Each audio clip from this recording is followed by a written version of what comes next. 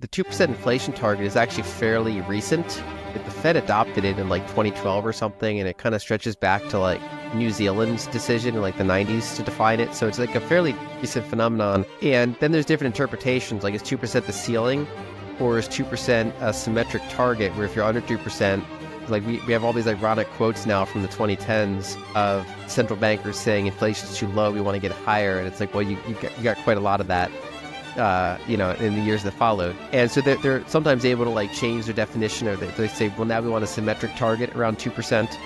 And then, they can move the goalpost by saying, well, we want to get back down to 2%, but, these things take time. And it's like, well, they're not projecting it to get there by the end of 2025. So it's like, when exactly are you projecting it to get down to your target? And Powell's also said at one point that oil spikes are kind of outside of their purview, which is correct. So should there be some sort of later energy related thing that makes inflation sticky, they can kind of define that as outside of their framework, which I would do too, because it's not the central banker's job to make sure energy's flowing.